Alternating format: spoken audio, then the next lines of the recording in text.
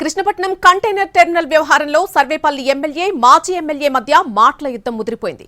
అక్రమంగా టోల్ గేట్లు పెట్టి ఇబ్బందులు గురిచేయడం వల్లే టెర్మినల్ ను చెన్నైకి తరలించారని అన్నారు ఎమ్మెల్యే సోమిరెడ్డి.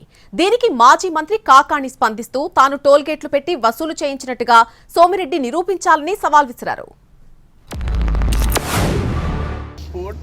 క్లోజ్ అయిపోయింది, మేము వచ్చి ప్రత్యక్షంగా ఏడుకొచ్చి మీకు చూపిస్తున్నాము. అప్పుడు ఆయన వచ్చాడు ఏప్రిల్ 19, ఆయన గ్రేట్ ఆనాటి మంత్రి.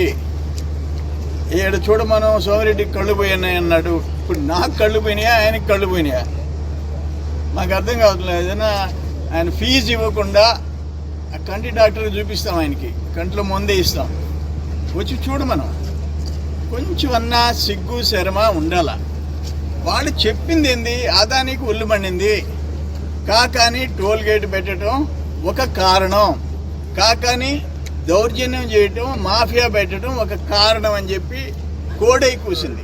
అక్రమ టోల్ గేట్లు పెట్టినారని చెప్పారు. నేను నీకు ఛాలెంజ్ విసురుతున్నా. నువ్వు ఈరోజు అధికారంలో ఉన్నావు, నేను అధికారంలో లేను. కాబట్టి నీకు ధైర్యం ఉంటే కృష్ణపట్నం కంటైనర్ టెర్మినల్ విషయంలో మేమేదన్నా పొరపాటు చేసినట్టుగాను, ఏదన్నా టోల్ గేట్లు పెట్టినట్టుగాను, ఆ టోల్ గేట్ ద్వారా సంపాదించినట్టుగాను నువ్వు రుజువు చేసేటువంటి దమ్ము ధైర్యం ఉంటే మాట్లాడు.